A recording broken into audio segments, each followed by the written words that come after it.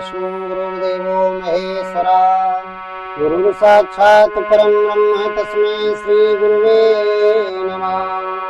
ध्यानमूलं गुरुर्मूर्ति पूजामूलं गुरुपदं मंत्रमूलं गुरुर्वाक्यं मोक्षमूलं गुरुकृपा।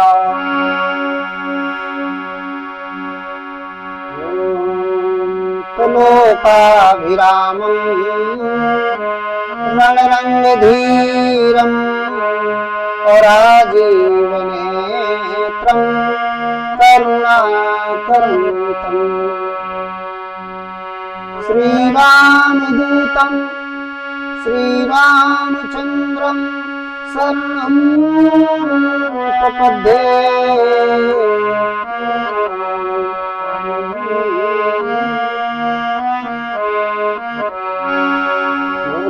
सच्चिदानंद भगवान की जय। हृदय स्थित परमात्मा राम की जय। आज का बड़ा सुंदर प्रसंग है मेरे प्रिय श्रोता बंधु।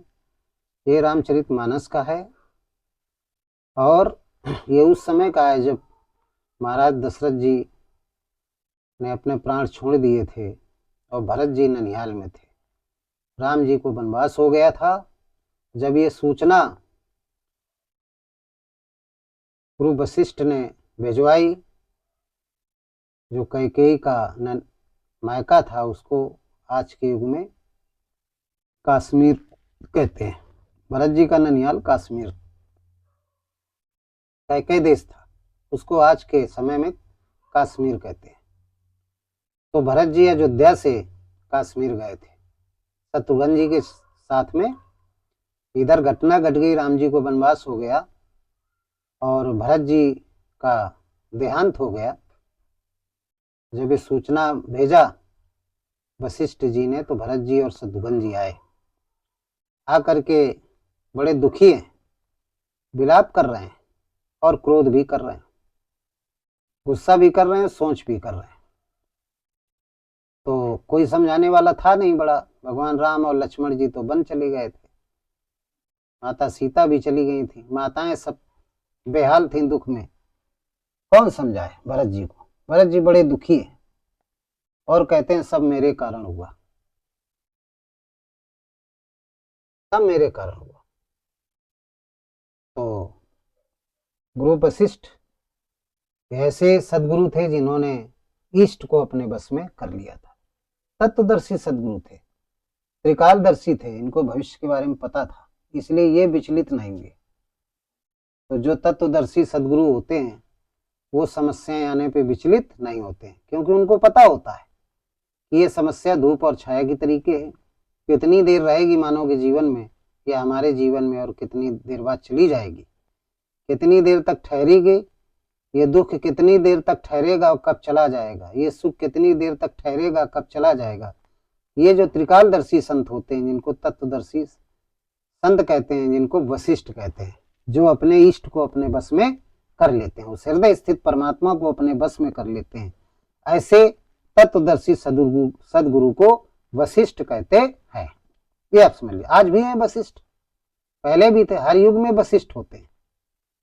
तो जिसने उस इष्ट को, उस परमात्मा को, जो एको ब्रह्म द्वितीयो नास्ति, एक सत्ता के अलावा कोई सत्ता नहीं है, बाहर कण-कण में व्याप्त है और सबके अंतःकरण में वो आत्मा के रूप में, बाहर परमात्मा के रूप में, ब्रह्म के रूप में, श्वासों के स्वरों में ईश्वर के रूप में, ऐसे परमात्मा को जो अपने बस में कर लेता है भजन के माध्यम से, उसको वशिष्ठ कहते हैं।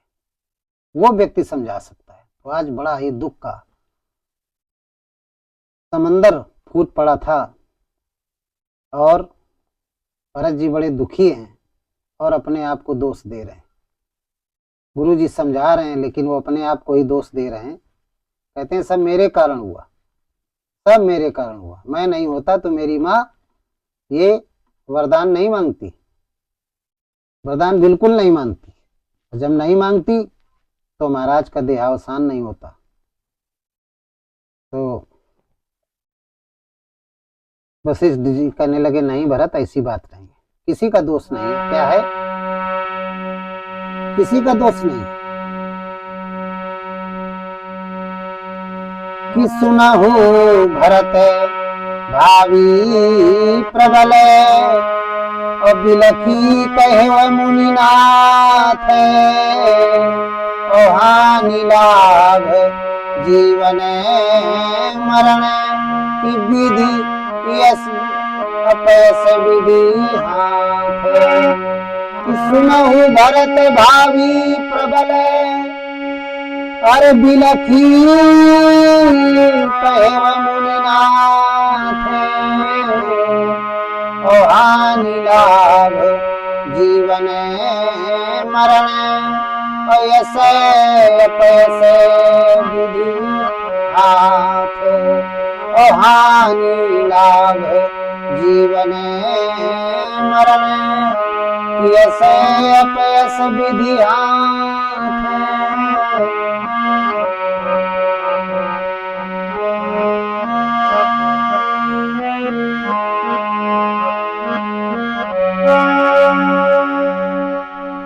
सुनहु भरत भावी प्रबल बिलख कहे मुनिनाथ हानि लाभ जीवन मरण यश अपयस विधि।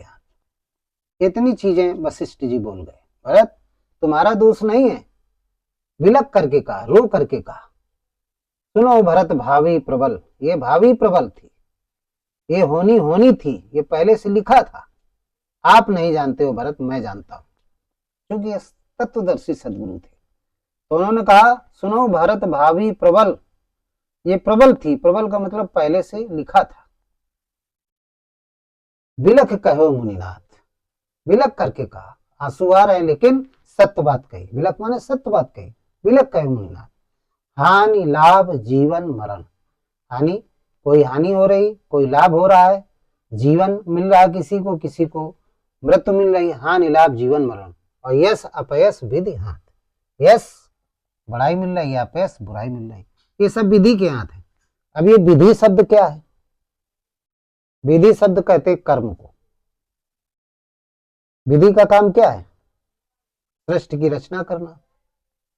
क्या करना है? सृष्टि की रचना करना। विधि माने ब्रह्मा। और इधर गोस्वामी जी ने यह भी लिख दिया कर्म प्रधान विश्व रचि राखा और जो जस करे सो तस फल चाखा। ये भी तो लिखा है।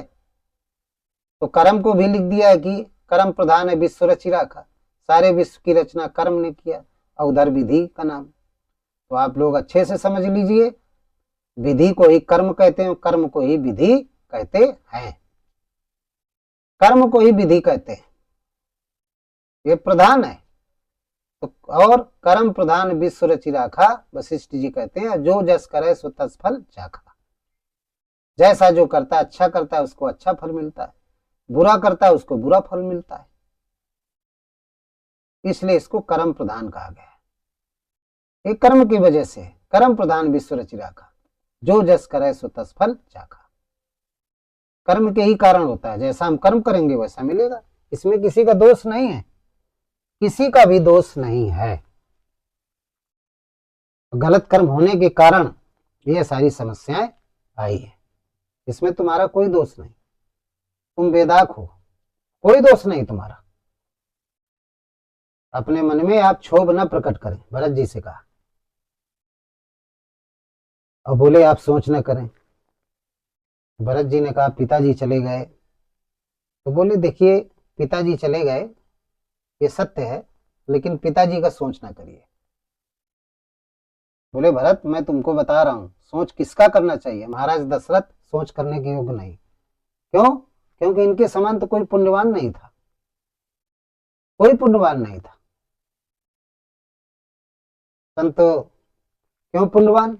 इसलिए गोस्वामी जी ने लिखा है महाराज दशरथ के लिए पुण्यवान क्यों कहा वशिष्ठ जी ने कि बंदऊ अवध भुआल कि सत्य प्रेम जहि राम पद और बिछुरत दीन दयाल कि प्रिय तंत्रण परिहर कि बंदऊ अवध भुआल और सत्य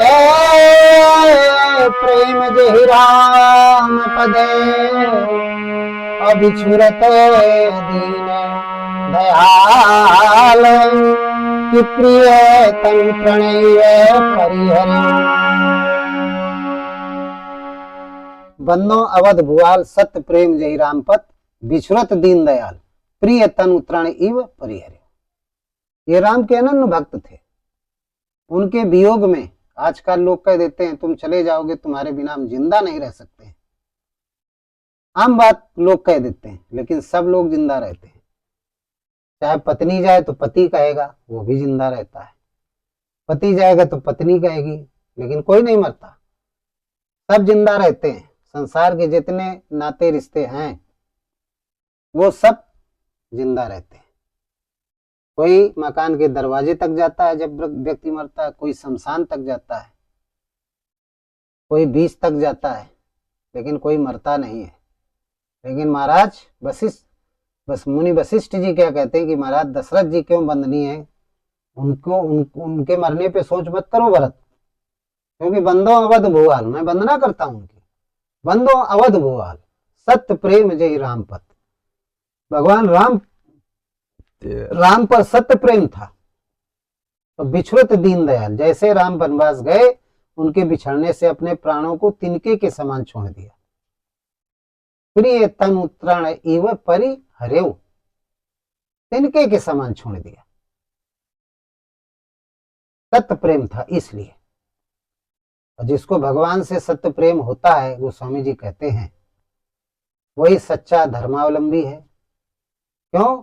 क्योंकि धर्म न दूसर सत्य समाना, आगम निगम पुराण बखाना। सबने कहा है, सभी मतावलंबों ने कहा है, सभी धर्मशास्त्रों ने कहा है कि सत्य के समान दूसरा कोई धर्म नहीं है। तो सत्य के पुजारी थे महाराज दशरथ जी, इसलिए इन पर सोच मत करो, उन पे सोच मत करिए।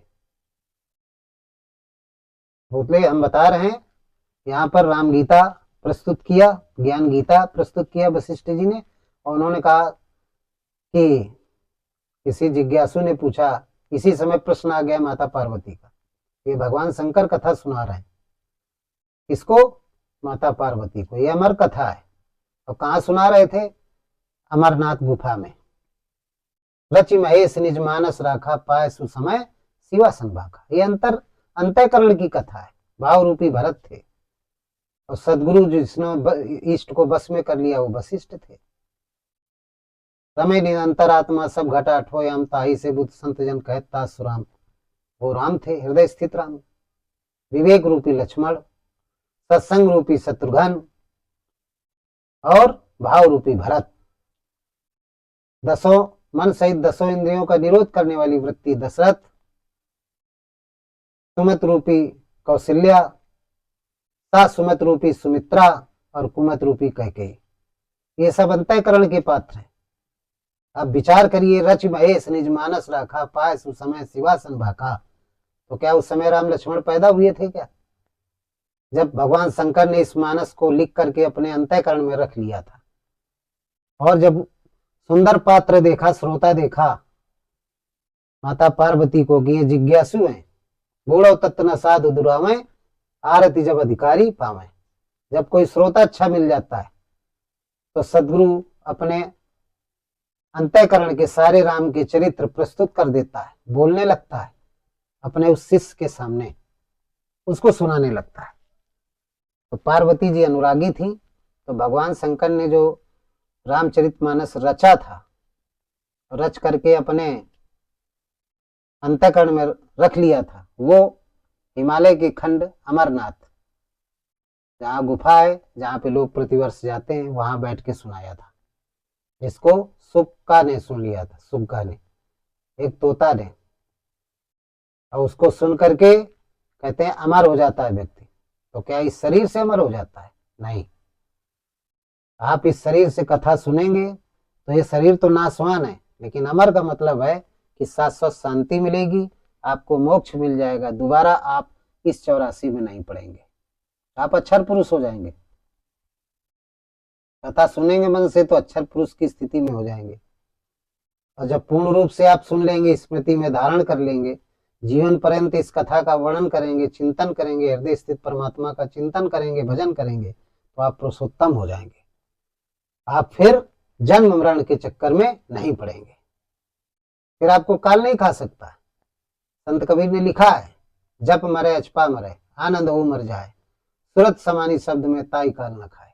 जब ये सूरत, ये मन की दृष्टि उस परावाणी पर लग जाती है, शब्द पे लग जाती है, भगवान के चिंतन में एकाग्र हो जाती है ज्योति की तरीके, तो फिर आपके जो प्राण हैं वो सहस्त्रार चक्र से निकलेंगे और उस परमात्मा में, उस परम तत्व में, परम चेतना में विलीन हो जाएंगे। फिर आप अष्टधा मूल प्रकृति, जन्म मरण के चक्कर में नहीं पड़ेंगे। उसी को संत कबीर ने कहा, ताई काल ना खाए। उसको काल नहीं खा सकता। तो माता पार्वती जी ने पूछा था कि प्रभु आप ये बताएं कि राजा दशरथ तो पुण्यवान थे, वशिष्ठ जी कह रहे हैं कि ये सोच करने के योग्य नहीं है, भरत इनके मरने पर शोक मत करिए, सोच मत करिए। तो कहने लगे, प्रभु हे भोलेनाथ, किन मनुष्यों के मरने पर सोच करना चाहिए? संसार में ऐसे कौन कौन मनुष्य हैं जिनके मरने पे सोच करना चाहिए और किनके मरने पे सोच नहीं करना चाहिए?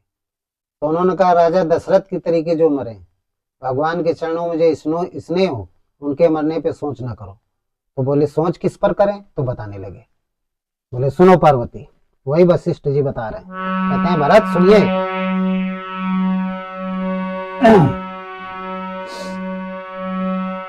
कि सोचिए मुनि,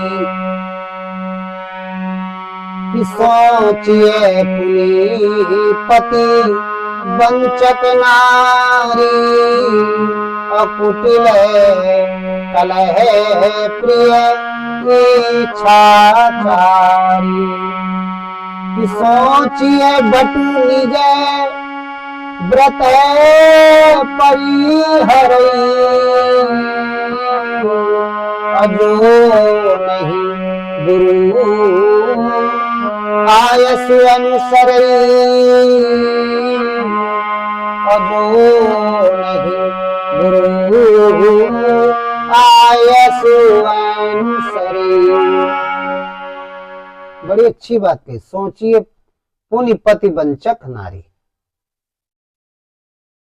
पुण्यपति वंचक नारी, जो बच्चलन औरत हो, स्वाचारणी हो, जहां इच्छा या वहां चली गई बिना पूछे, पति के स्वेच्छाचारणी हो, सूपनखा की तरीके, उसके मरने पे सोच करो।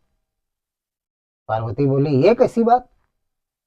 बोले, इसलिए कि बड़े भाग मानुष तन पावा, सुर दुर्लभ सदग्रंथन गावा, साधन धाम मोक्ष कर द्वारा पाए न जे परलोक समारा।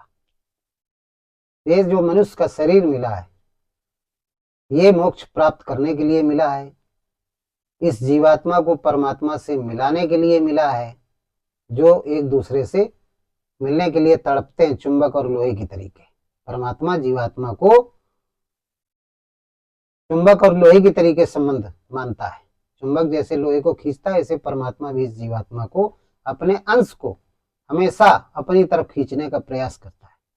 लेकिन क्योंकि अष्टधा मूल प्रकृति से जीवात्मा 3 गुणों के कारण बंधी हुई है, तो वो छूट नहीं पाती है। जब ये स्थूलधारी शरीर भजन करता है एक परमात्मा का, तो वो छूट जाती है।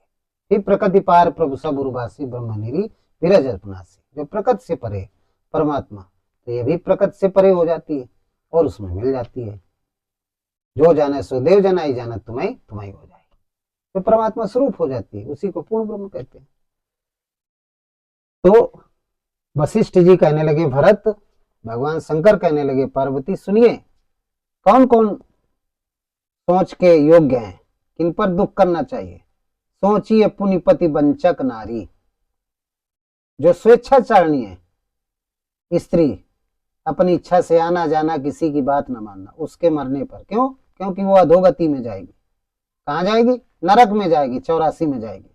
तो उसके मरने पे सोच करो कि काश यदि वो भगवान का भजन करती, हृदय स्थित राम का भजन करती, तो आज जो ये अधोगति को जा रही, दुर्गति को जा रही, ये नहीं जाती। उस पे सोच करो। और किस पे सोच करो? कुटिल कलह प्रिय इच्छाचारी। कुटिल हो, दिन रात कलह करती हो अपने परिवार में, इच्छाचारी हो, अपनी इच्छा के अनुसार हर चीजें प्राप्त करती हो, स्वयं खा ले, अपने खाए लक्ष्मी नारायण, इस मानसिकता की हो। परिवार में अन्य लोगों को बचे कुछ, चाहे ना बचे, अपना पेट भर लिया, बाकी सब भूखे मर जाएं तो मर जाएं। इस प्रवृत्ति की औरत वो भी नरक की गामिनी होती है। कुटिल कपट जिसके अंदर है, कपट ही कपट भरा है, ईर्षा ही ईर्षा भरी है, दूसरों की निंदा करती है और दिन रात अपने परिवार में कलह मचाए रहती है। ऐसी स्त्री के मरने पर शोक करो, सोचो। महाराज दशरथ जी सोचने योग्य नहीं है, इनके प्रति दुख प्रकट करने की कोई आवश्यकता नहीं। दुख प्रकट करना है तो ऐसी जीवात्माओं पर करो, क्योंकि वो सब नरक में जाएंगे। उन पे दुख प्रकट करो कि यदि ये किसी सदगुरु की बात मान जाती, जीवन पर्यंत हृदय स्थित परमात्मा राम का भजन कर लेती, ऐसे शरीर तो इनको 84 में नहीं जाना पड़ता। इस बात के लिए दुख प्रकट करो। बाकी महाराज दशरथ तो राम के अनन्य भक्त, सत्य प्रेम जय राम पद, विश्रुत दीन दयाल, प्रिय तन उतरण इव परिहरी। उन पे सोच मत करो। और क्या बताने लगे? पार्वती बोली कि भगवान शंकर से कि प्रभु और बताओ, इसके अलावा और कौन कौन के मरने पर सोच करना चाहिए? तो बोले सोचिए बटु निज व्रत परिहरे। बटु माने ब्रह्मचारी, ऐसा ब्रह्मचारी जो अपने को ब्रह्मचारी कहता हो कि मैं ब्रह्म का चिंतन करता हूं, लेकिन अपने ब्रह्मचार्य के व्रत को पालन न करता हो। ऊपर से पर उपदेश कुशल बहु तेरे, ऊपर से लगता हो कि ब्रह्मचारी है लेकिन उसका पालन न करता हो। ऐसे ब्रह्मचारी के मरने पर शोक प्रकट करो। और जो नहीं गुरु आयस अनुसर है। और ऐसे शिष्य के मरने पर दुख प्रकट करो जो गुरु की बात को नहीं मानता। गुरु के वचन प्रतीत न जेहि, सपने सुगम न सुख सिद्ध तेहि। जिसने जीवन पर्यंत ये काम किया, गुरु दीक्षा ले लिया, गुरु की बात नहीं मानता है। गुरु ने कहा राम की भक्ति करो, और राम की भक्ति न करके भूत प्रेतों की भक्ति कर रहा है, तो कहाँ जाएगा? अधोगति में जाएगा। अन्य देवताओं की भक्ति कर रहा है, अधोगति में जाएगा। भगवान कृष्ण ने भी कहा गीता में। तो ऐसे व्यक्ति के मरने पे सोच करिए। महाराज दशरथ जी सोच करने के योग्य नहीं है, वो वंदनीय है, पूजनीय है। उन पे सोच भरत मत करिए, बिल्कुल न करिए उन पे सोच। भरत सुन रहे हैं, बड़े शांत हैं। फिर माता पार्वती ने कहा, गरुड़ जी ने पूछा काकभुसुंडी से, सब ये श्रोता हैं, इनके सब तत्वदर्शी गुरु हैं, सबके यही प्रश्न थे। याज्ञवल्क्य से भरद्वाज जी ने पूछा यही प्रश्न, माता पार्वती ने भगवान शंकर से पूछा, और काकभुसुंडी से गरुड़ जी ने पूछा, और वशिष्ठ जी भरत को बता ही रहे। तो और तुलसीदास जी से, कबीरदास जी से संसार के लोगों ने पूछा, और हमसे भी लोग पूछते। तो फिर पूछने लगे और कौन किन किन के मरने पे सोच करना चाहिए? तो बताने लगे फिर क्या कि सोचिए ग्रही जो मोह बसे, करही कर्म पथ त्यागे। सोचिए जति प्रपंच रते, विगत विवेक विरागे। सोचिए जति प्रपंच रते, कि विगत विवेक विराग। बड़ी अच्छी बात कही। सोचिए ग्रही जो मोह बस, उस ग्रही पर मरने पर सोच करो। ग्रही माने गृहस्थ पर, उस ग्रह जैसे आप लोग हैं, गृहस्थ के मरने पर सोच करो। किस गृहस्थ के मरने पर सोच करो? जो ज्ञानतावश धर्म मार्ग को त्याग देता है और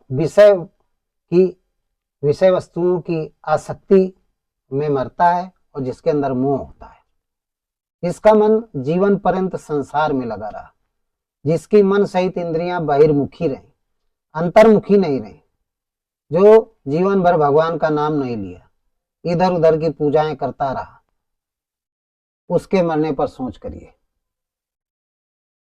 सोचिए ग्रही जो मोह बस, करे कर्म पथ त्याग। जो नियत कर्म है इसका त्याग करके अविधि पूर्वक पूजा करता रहा हो, मोह के कारण, कामनाओं की आसक्ति के कारण, तो वो व्यक्ति जब मरता है तो बाहर से तो लगता है जीवन भर बड़ा अच्छा कर्म किया, लेकिन मरने के बाद प्राण नहीं निकलते, अधोगति को जाता है। क्योंकि उसकी जो मन की दृष्टि है, सूरत, वो मरने के टाइम तक भी संसार के कार्यों में लगी रहती है, तो रोता है, आंसू आते हैं मरने के टाइम में, मोह उत्पन्न हो जाता है। सोचिए ग्रही जो मोह बस, उसके अंदर मोह हो जाता है। मोह सकल व्याधीन कर मूला, और तेहिते उपजत है बहुत सूला। तो समझ ने लिखा है, मोह समस्त प्रकार की व्याधियां कष्टों की जड़ है, सबका बाप है। तो ऐसे गृहस्थ के मरने पर सोच करना चाहिए। भरत वशिष्ठ जी कह रहे हैं, महाराज दशरथ के मरने पर सोच मत करिए। और फिर क्या कहते हैं, सोचिए जति प्रपंच रथ, विगत विवेक विराग। जति माने होता है सन्यासी। क्या होता है जति माने? सन्यासी। वो सन्यासी सोच करने योग्य है जो प्रपंचों में रत रहा है, प्रपंचों में रत रहा है। प्रपंच, एक सन्यासी का प्रपंच क्या होता है? सन्यासी प्रपंच, सन्यासी का जो प्रपंच होता है वो ये होता है कि सन्यासी का काम है कि स्थूल शरीर के भरण पोषण के लिए थोड़ा बहुत अन्न मिल गए, दिन में 1 बार या 2 बार तो खा लिया, अल्पहारी। विद्यार्थी की तरीके सन्यासी होता है, अल्पहारी, स्वान निद्रा, काग चेष्टा वको ध्यानम। इसी तरीके से सन्यासी के भी लक्षण होते हैं, बहुत थोड़ा खाने वाला, चेतना अच्छी हो, ध्यान बगुले के समान भगवान के चरणों में होना चाहिए। ये नहीं कि सो रहे हैं तो 18 घंटा सो रहे हैं, कस के खा लिया, विषयों में उनका मन लगा हुआ है, इंद्रियां, मन सहित इंद्रियां उनकी बहिर्मुखी संसार में लगी, अंतर्मुखी नहीं है। तो उस सन्यासी तो रहा है लेकिन वह अधोगति में जाता है। तो वशिष्ठ जी कहते हैं ऐसे जति के मरने पर सोच करना चाहिए, क्योंकि जीवन भर वो प्रपंच में रत रहा, प्रपंच में लगा रहा। विगत विवेक विराग, वो राग से रहित रहा है, विषय वासनाओं में फंस करके ज्ञान वैराग से रहित रहा। जो हृदय के नेत्र थे 2, ज्ञान और वैराग, वो उसके खुल नहीं पाए उस सन्यासी के। और जब खुल नहीं पाए वो दोनों नेत्र, तो इन नेत्रों से क्या देखते हो? विषय वासना देखते हो। इन नेत्रों से राग उत्पन्न होता है, तो राग में फंसा रहता है। और जब हृदय के 2 नेत्र खुल जाते हैं, ज्ञान और वैराग, तो फिर उसको मोक्ष मिल जाता है। एको ब्रह्म द्वितीयो नास्ति, फिर ये भावना हो जाती है, एक परमात्मा का भजन करता है, सिया राम मैं सब जग जानी, करो प्रणाम जोर जुग पानी। ये भावना उत्पन्न हो जाती है, सारे संसार को सीताराम में समझता है, किसी से बैर न कर काहू सन कोई, राम प्रताप विस्मता खोई, सब नर करें परस्पर प्रीति। यानी उसके अंतःकरण में राम का राज्य हो जाता है, वो दशरथ के समान हो जाता है। यदि ये गुण नहीं है तो फिर वो जति, वो सन्यासी प्रपंच में रत है, और रत होने से उसके मरने पे शोक करना चाहिए कि यदि ये भगवान का भजन किया होता तो ये 84 में नहीं जाता। तो भरत, ऐसे लोगों पर शोक करो, महाराज दशरथ के मरने पर शोक मत करो, वो शोक के योग्य नहीं है। फिर आगे बताने लगे, फिर पार्वती जी ने प्रश्न किया कि प्रभु और बताओ किसके मरने पर सोच करना चाहिए। तो फिर कहते हैं भगवान शंकर, वो वशिष्ठ जी बता रहे हैं कि सब विधि सोचिए पर अपकारी, और निज तनु पोषक निरेदय भारी। और सब विधि सोचिए पर उपकारी, और निज तनु पोषक और निर्दय भारी। और सोचे सबही विधि सोई, और जो जन छाड़ी छलु हरि जन होई। और जो न छाड़ी छलु हरिजन होई। सब विद सोचिए पर अपकारी, निज तनु पोषक निर्दम निर्दय भारी। जो दूसरों का अनिष्ट करने वाला, जीवन पर्यंत उसने सब विद सोचिए पर अपकारी, जीवन पर्यंत वो दूसरों का अनिष्ट ही सोचता रहा, दूसरों की निंदा ही करता रहा। निज तनु पोषक निर्दय भारी, और बड़ा निर्दयी रहा है, बड़ा कामी रहा है, बड़ा क्रोधी रहा है, दूसरों का जीवन भर अहित ही करता रहा, नुकसान ही मनसा वाचा कर्मणा से करता रहा। ऐसे पुरुष के मरने पर सोच करना चाहिए कि यदि ये सारे काम नहीं करता, भगवान का भजन करता, तो 84 में नहीं जाता, अधोगति में नहीं जाता, नरक में नहीं जाता। इस बात को सोच करके, चूंकि मानव का शरीर मिला है, बड़े भाग मानुष तन पावा, सुर दुर्लभ सद ग्रंथन गावा। तो गोस्वामी जी कहते हैं, यहाँ वशिष्ठ जी भरत जी से कहते हैं कि भरत, ऐसे लोगों के मरने पे सोच किया जाता है, महाराज के मरने पे सोच मत करो। सोचनीय सब ही विद सोई, और जो न छाड़ी छल हरिजन होई। और जो एक परमात्मा का भक्त नहीं होता है,